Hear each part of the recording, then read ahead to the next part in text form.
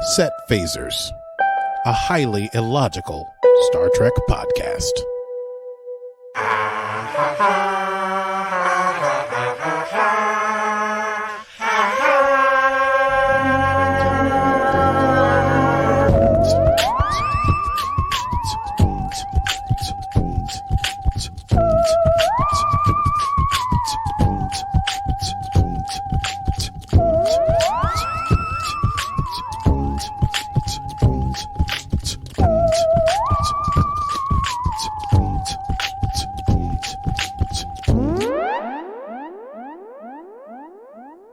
Good day, Mr. Bummies. Oh, good day, Stevie.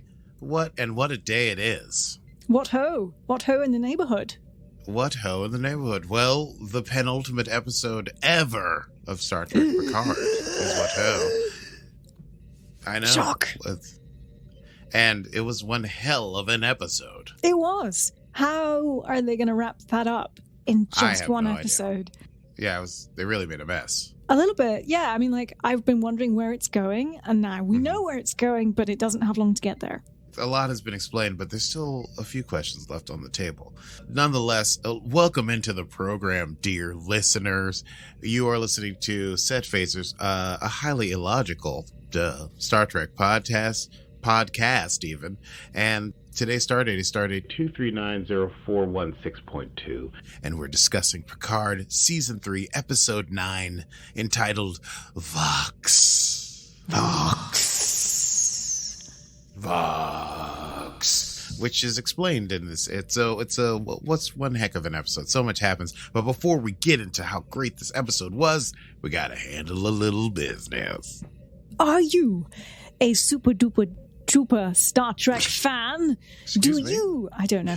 Do you want more Star Trek in your life? That you haven't had enough of your fill watching the episodes. You need more. You need to talk with your people. You need to commune with your people. Well, you can do all of that and more on our Patreon at patreon.com/setphasers. We will have behind the scenes meet and greets with us. You can watch Star Trek with us. You can chat with us. Aki might even cook something. And Yes, he might. And I might even create a cocktail or two in the theme of some sort of Star Trek. Anyway, if you want to join us, you can do that at patreon.com/setphasers for the measly sum to start with of $2 a month. But do go and join us there at patreon.com/setphasers. All I can think about after you said you'll make a cocktail or two was Fagin from Oliver singing, "You got to make a cocktail or two, boys. You got to make a cocktail or two." So that's where my head went. Got to make a cocktail or two. That's pretty good. Maybe that's the theme song for when you're making cocktails. Well, let's run down this episode. Let's run down Vox. It's time to run it down. Can you run it down for me? Talk about Picard now. Run it down for me.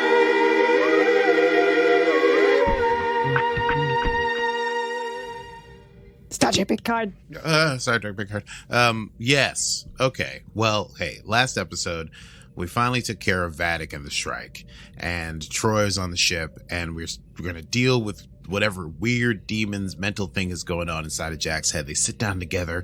They begin what I can only describe as a Betazoid mind meld, where Troy and Jack enter Jack's subconscious, and there's a red door that he wishes to know what is behind, but also wishes not to know what is behind.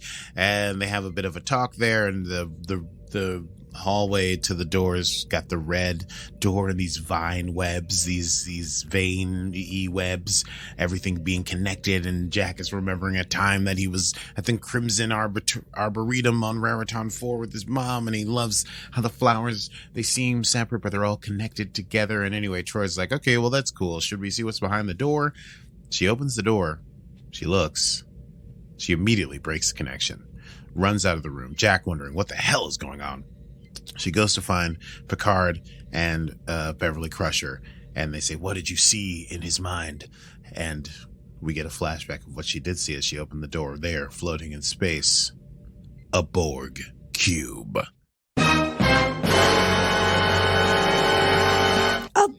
Cube. Say what? Oops, the Borg are back. Borg are back in town. It's early. Please do This is that again. My morning voice. I'm sorry. Borg are back in town. I just like that because now I know that you're human. Listen, you're not just this awesome singer all of the time. You need to warm up. You need things. You can't always throw out some high rock vocals, especially if you're the first person. This is the first time you've spoken all day. So Picard and Crusher are confused because Jack has no nanoprobes. How could he be connected to the Borg? But then they realize, or Crusher really realizes as the Doctor, Picard never had Irromotic syndrome. These were Borg devices that are biological devices that were left in his mind after he was Locutus of Borg, and he somehow passed them on genetically to his son, didn't he? I don't know why you felt the need to do that with a British accent. I don't know that it was a British accent. I'm not sure it was effectively a British accent. It was an attempt, for sure, yeah. I don't know why I decided to say genetically like that. Because you've still got Fagin in your mind. Because I've still got Fagin in my mind, don't I? Yeah, you got to pick a cocktail or two. So they want to deal with this, but also there are protocols to be followed, because what's more dangerous than the changelings? The Borg. And Jack has been able to enter other people's minds, as we saw earlier, sort of creating a weird personal sort of micro collective around him to other humans who also have never been assimilated and who have no genetic connector to Jean-Luc Picard / Locutus. So Jack was the weapon the Vadic was looking for, and this might be a vast conspiracy between the changelings and the Borg. Picard goes to talk to Jack. Jack's pretty upset about it. He explains the whole thing, and he's like, hey, man, we're going to go take you to this Vulcan science center, and you just chill there, and maybe we'll figure out what's going on with you, bro. And Jack's like, it's not a science center. That is an institution. You're not keeping me here. He tries to leave, but there is security outside of his door with phase rifles. Well, they forgot that Jack can do what Jack can do. So he takes over those security people, and he makes a quick getaway. There's a bit of a father and son tiff there, which is one of my favorite quotable moments. He rushes past his mother, says he's going to figure out what's going on. He's going to go home. He's going to go trade himself for answers from the Borg Queen. And then if she tries to take over him, he's going to show her what's what. And he gets into a shuttle and he accesses his subconscious and he knows where he has to go. He lays in a course. He jams a transponder and he is off. Beverly, meanwhile, upset, takes off to try to find some solution she can while Jack is gone. Maybe some sort of medical solution to this situation. Picard is distraught at the loss of his son. And Data comes and gives him some comfort, but then Geordi calls Picard down to sickbay because there's more to learn about Jack. Meanwhile, Jack arrives somewhere near a transwarp conduit, and what does he see rising out of the nebulous clouds in space? But a Borg cube.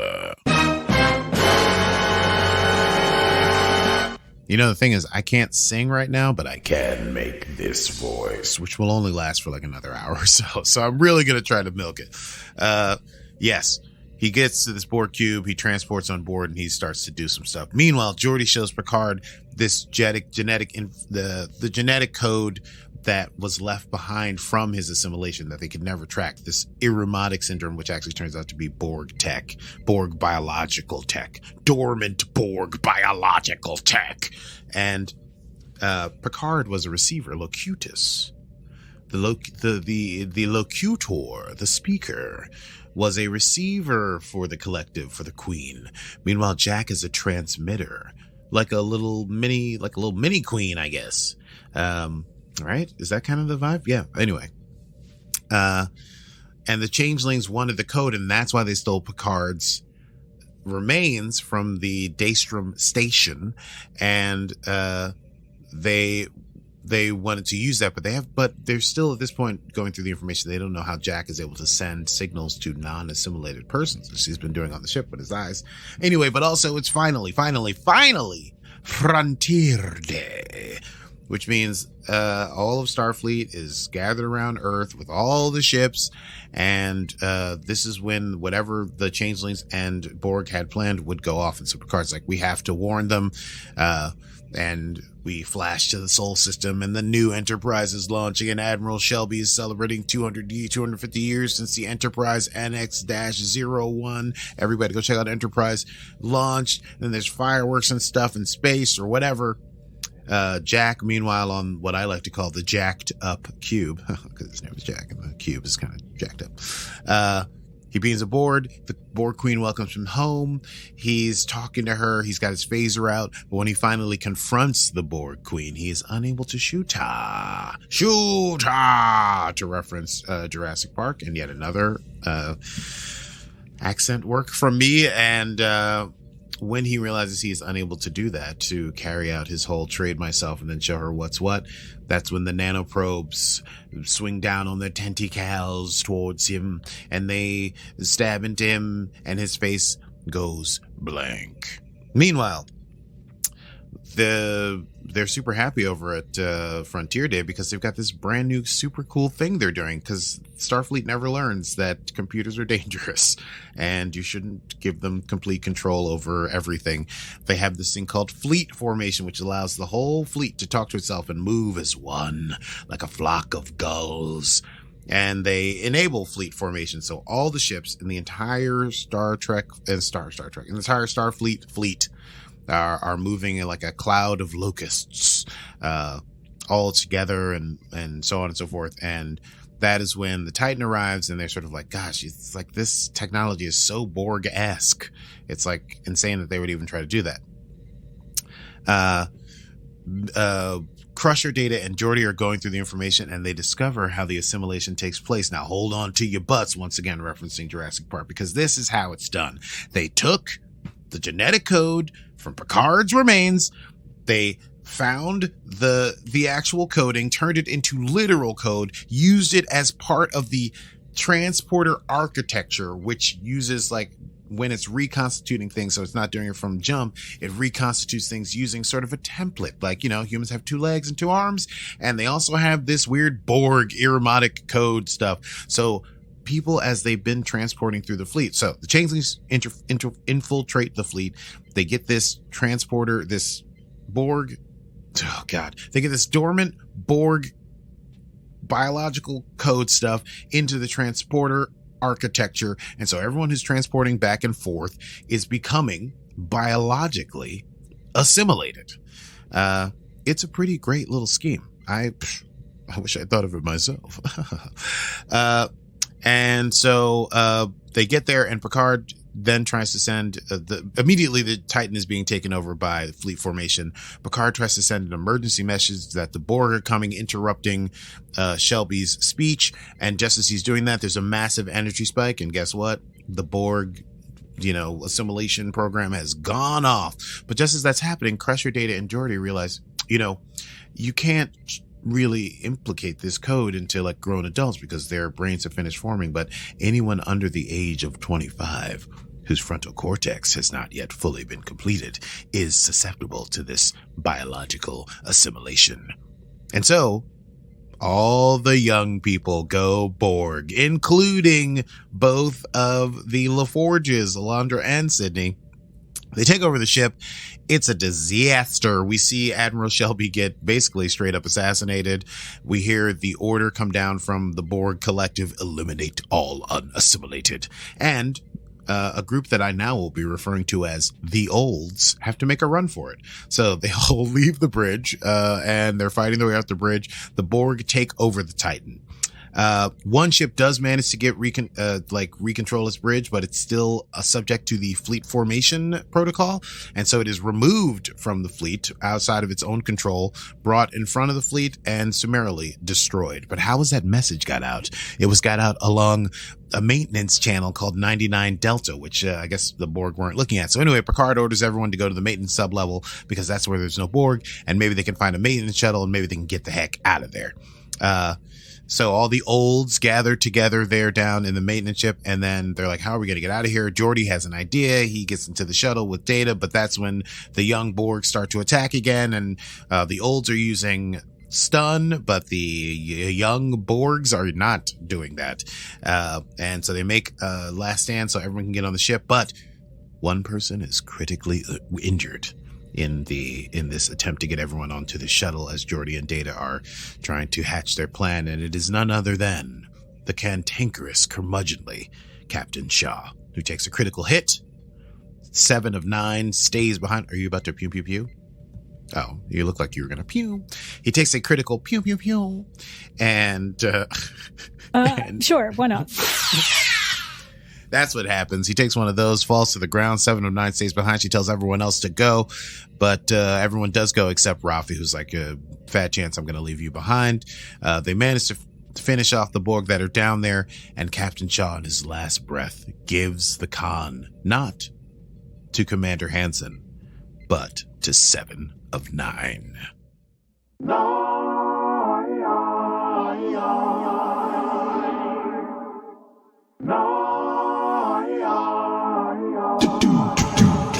She's 7 of 9. 7 of 9. She's 7 of 9.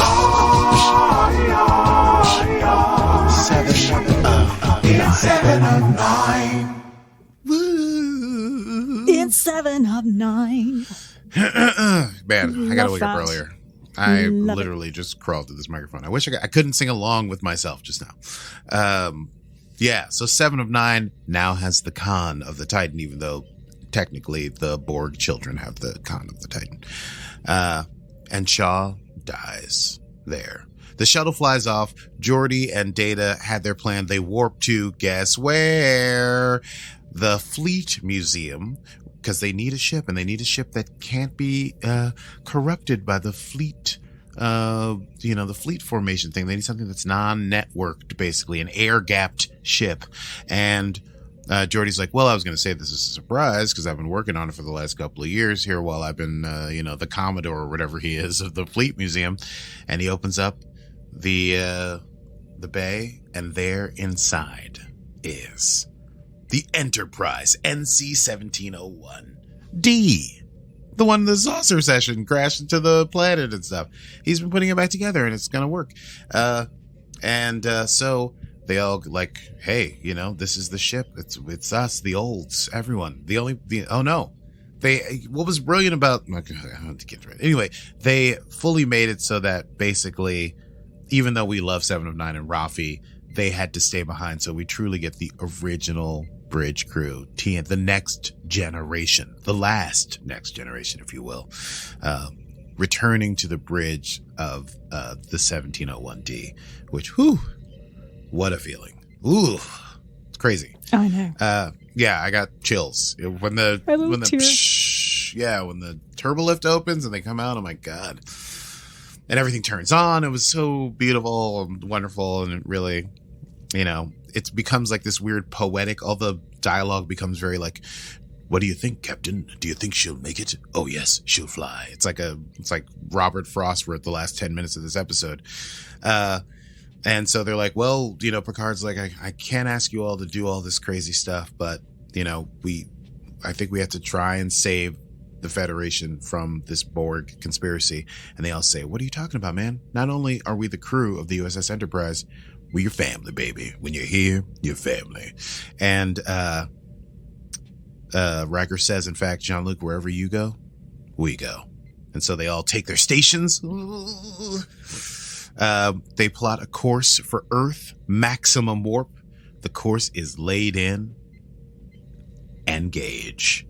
And here endeth the episode 9 of season 3, the final season of Star Trek Picard, with everyone at their stations once again on the Enterprise. Let's chat about that. I say, darling, let's do a quick chat about that. Yes, Let's do. Well, what a penultimate episode. The gang are back together. The old set is back together. Oh, so you watched the after show. So this is the old set. I did. No. Oh. Well, I mean, it's the old Enterprise D bridge was scrapped. Yes. So this was completely rebuilt from scratch. Completely, but upgraded. Mm-hmm.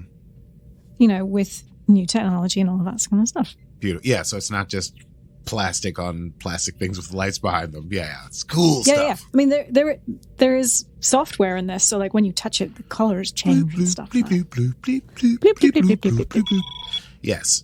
So you have the original set designer who came back to redesign it, and like the whole thing was redone. And I think one thing that they talked about was, the big kind of wooden arch that kind of goes from the bridge to, like round, and then you've got your consoles in there. I think that was one of the hardest things to build, I think, originally, and then again. And then to have the, because it's also quite small, and then to have your electronics and stuff. Yeah. And can we just talk about how elegant that bridge is? My God. So beautiful. I mean, not So only beautiful. does it have this beautiful, elegant woodwork, which is insane, but and even Picard says, now that we're all standing here, you know what I really missed? The carpet. Yes. And it was, what a moment. What a moment. And God. All back together. It just gave me all the feels. I now understand why you said you forced Kate to leave the room.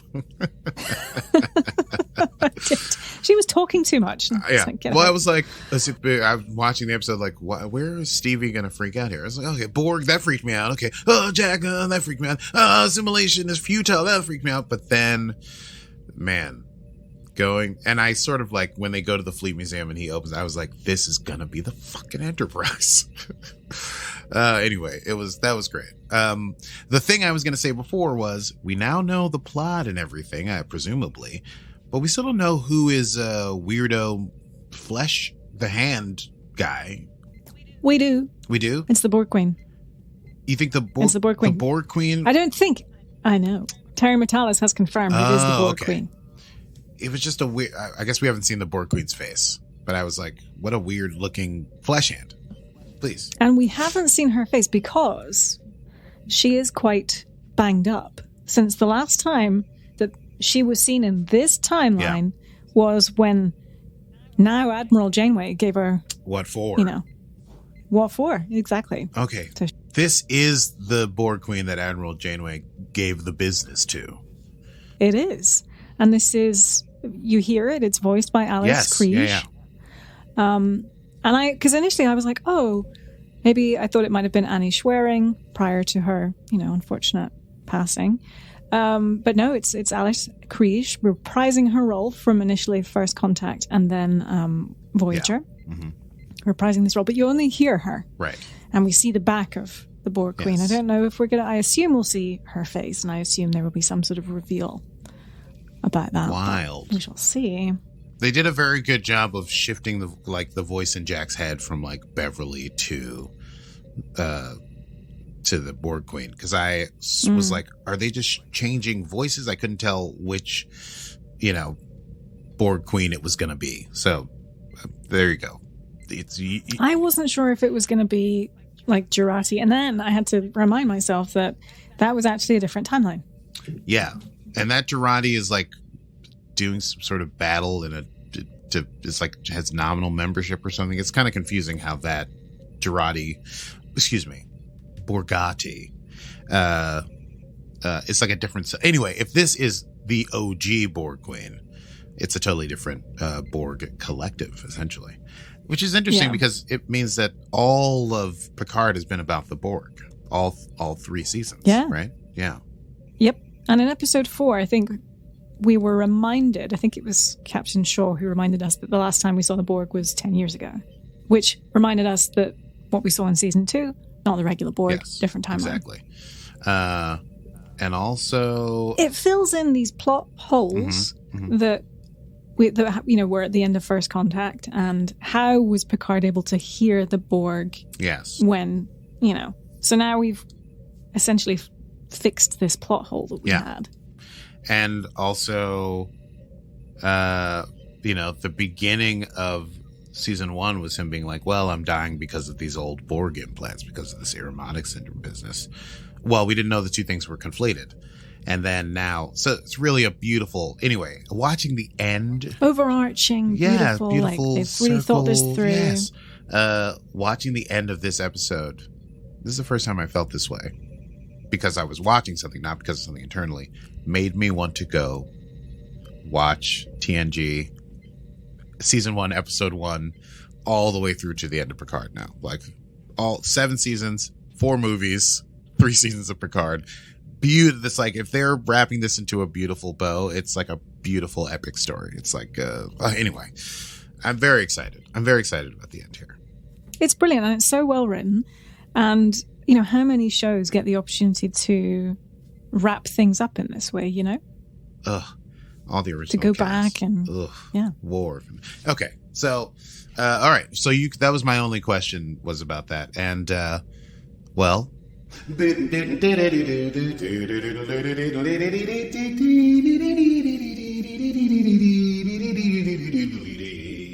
thank you very much for listening. You're back once again to Set Phasers News Desk. We go immediately to the Easter egg desk with Stevie Man. Stevie, how are we today?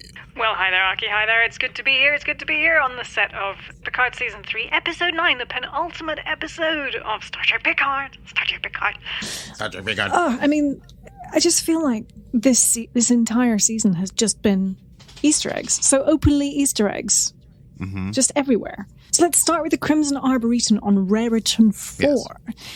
So as Jack and Deanna try and get that red door open, Jack remembers visiting the Crimson Arboretum. Now, we actually saw Raritan 4 at the beginning of Season 2, if we recall. And it appeared to be populated by Deltans. And the Raritan itself is actually a real city in New Jersey. Yes, I've driven through Raritan, New Jersey. I didn't know that they were the same thing, yeah. Well, we assume. But the other sort of fun thing about it is that obviously Terry Matalas worked on 12 Monkeys. And it was also the site of Project Splinter in 12 Monkeys, which was a time machine. And on top of that, the Crimson Arboretum itself is probably a reference to the Red Forest, which is a time-altering concept in 12 Monkeys. So we just, we think that Terry Matalas has been having a few callbacks to 12 Monkeys, just, I think, for fun. Anyway, the Borg. So many references to the Borg in this episode, obviously. And early in the episode, we hear dialogue from the TNG episode, The Best of Both Worlds. And also the revelations about Picard's ability to hear. We talked about this when Picard told Troy he could hear the Borg when they tried to attack Earth at the start of that movie. And so now, again, we've wrapped up this lovely little plot point. And what I mentioned earlier about which Borg, I apologize, it was Beverly who said no one had seen or heard from the Borg in over a decade. So there we go. But Shaw pointed out in episode 4, the Jurati-led Borg were from an alternative timeline which had nothing to do with Borg in the Prime universe. And so now we know that, the last time that we saw the Borg was in Voyager. But it's so curious because over a decade means that the last time the regular Borg appeared would have been sometime before 2391, roughly around the time that the Borg cube known as the Artifact went offline before season 1. And I'd kind of forgotten about the Artifact. So how prominently the Borg has featured, as to your point, Aki, season 1, 2, and 3. Yeah. Which is quite fun. Let's see. Jean-Luc tells Jack he came close to killing everyone he knew and everyone I loved, referencing those events of The Best of Both Worlds. He also references the Borg Queen saying that Jack can't know what she can make you do. So we don't know how Jack's going to be used. Yes, foreshadowing the arrival of the Borg Queen, as we see, played by Alice Kriege, which we love. Did you know she also played, I can't remember if we talked about this, but she also voiced the Borg Queen in Lower Decks Season 2? We did. We didn't know how significant it was, but yes, I remember that. Yes. Yeah. We will see her in the finale, and Terry Matalas confirms that it is Alice Kriege. And again, she's not going to look good because Janeway did a number on her. She sure did. Yes. Oh, there were lots and lots of Easter eggs, but the whole season has been doing callbacks to some of our favorite characters throughout the TNG era, including none other than Admiral Shelby, who was, I think, Lieutenant Commander Shelby at the time. If you remember The Best of Both Worlds, and she had quite an animosity between her and Commander Riker. Yes. She was like, I want your job. Yeah. And he was like, what? Yeah. And she talked with Jonathan Frakes and Will Wheaton. the ready room, and she talked about how she was like when she went to cons back in the day versus going to cons now, and how, you know, she said the fans have kind of moved on, because I think their perception of her was as a bit of a bitch, Right. and now their perception of her is as a badass. Right. Mm-hmm. You know, so the way that she is as a female leader, the perception of her has changed over Right. the years, which is really nice to hear. So yes, anyway, the Enterprise D, obviously we get to see that, and so the whole thing about the saucer section, that now clarifies, and what was quite fun about it, because Geordi says, you know, thanks to the good old Prime Directive, the saucer section was retrieved from Viridian 3 so as not to influence the system. Yes, exactly. So I love that there was a reason to retrieve. Right, the Prime it's perfect sense, and of course Geordi's been working on it. He's the Commodore of this station, and he's, well, you know, I just like to roll up my sleeves and work on the old hoopty out in the garage. The old Enterprise, going to save her for a special occasion. Who knows what? I mean, fascinating. But my favourite Easter egg of the entire episode, nay, the entire season, Oh my! yes, is the voice of the computer as voiced by Majel Barrett, Please do not address this unit in that manner. Yes. Gene Roddenberry's wife, who passed Yeah. away some time ago. I think it was, I'm not actually sure, I don't have the year written down, but this is the first time we've heard her voice in a new Star Trek show since 2009, when she was the voice of the computer in the first J.J. Abrams reboot movie. Security authorization accepted. Yeah. Yes. Star Trek. Yeah. Star Trek. Star Trek. And I love, you know, the computer, or Majel Barrett, recognizes Picard as captain and not admiral, which I love. So that was possibly my most favorite Easter egg of the entire season, was getting to hear Majel Barrett's voice again. I just love her as the computer. Everything about that, like I said, the last like 8 minutes is just this magical Beauty. Yeah, it's Beauty incredible. on the screen. Every Yeah. aspect, from the look at the ship outside, inside, to addressing the computer and the computer voice. And, I do wonder, I don't know this, but I would love to know if the crew got to see the bridge before they acted on it. oh, You know, interesting. wouldn't it be great if those were sort of their genuine reactions Right. going onto the bridge? I don't know, but I thought that would be really cool if that's how they did it. Well, Because it that's looks- how it hit me. Yeah. It's exactly, it's how it hit me. But yes, anyway, That is everything from me here on the Easter egg set of Star Trek Picard Season 3, Episode 9, Fox. It is back to you in the studio, Aki. Thank you very much, and we go immediately to quotable moments. quotable moments. Yeah, there's a couple very cute quotable moments, and then there's a couple dire Borg quotable. Oh, excuse me. I burped in the middle of saying, but dire Borg quotable moments. Blah. Listen, I loved Picard saying, "Oh yes, she'll fly." I don't know why. I want that on a T-shirt. No one will ever understand it. One of my favorite moments was as they're trying to get that shuttle out of the Titan, and Data's like, "I don't know if this is going to work." And Geordi says, "Data, could you try being a little more positive?" And Data says, "I hope we die quickly." Ugh, so good. Do you have anything you'd like to share?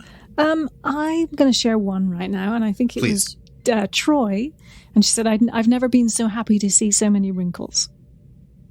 Yes, that's when I decided I was going to call their group the Olds. It was great. They're all like, oh, God. Thank God we're all old and not assimilatable. I made up a word. The intense moment between Jack and Picard early on, when Picard says Starfleet protocols dictate that we act in the interest of everyone else, and Jack says, "And what about the protocols of a father? Or were you never issued those?" Ugh! Pew, pew, pew, pew. Pew pew pew, Pew, indeed. pew. Pew pew pew. There we go. It's probably a bit overkill, but that was a lot. Yes. And of course, I will share the. Well, I also love just a few little things that Troy says. Nothing is more elusive than a door the mind doesn't wish to open, which I think is a throwback line. And Symbols have nothing but meaning, which I also would put on a t-shirt. And then I don't know if you wrote this down, and I don't want to steal it from you, but obviously this little Borg monologue when they take over everything. Feel free if you... No, it's all you. Okay. Deliver this with aplomb. A message to those who resist. Your armada has been added to our own. Your weak and willful will soon be eliminated. Your strongest have already been assimilated. We are Borg. Starfleet is now Borg. Gotta love that. Beautiful. And then they go, like, start flying towards the planet, like, let's kill everybody. Yikes. But also wonderful. And then the last thing I have, which actually, I don't know if we're set up for this, but the final words of Captain Shaw. You have the con, 7 of 9. Which makes me think perhaps it's time for a little faith of the heart. Captain Shaw, you were an asshat. None of us liked you.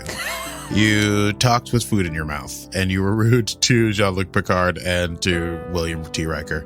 But when Geordi showed up on your ship, you were super cute because, as you are a self-described grease monkey from Chicago, you loved an engineer. And in the end, you understood that Commander Hansen was Commander 7 of 9. And you died to get your people off the ship. And for that reason, you have faith of the heart.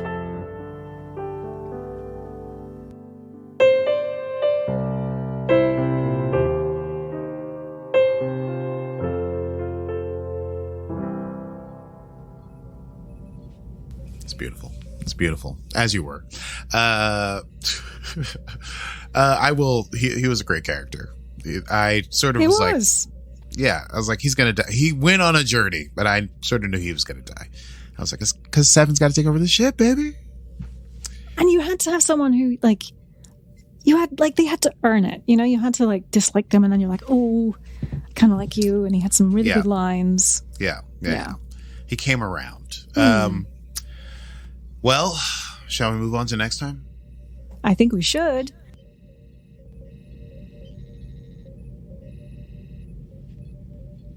Next time on Set Phasers.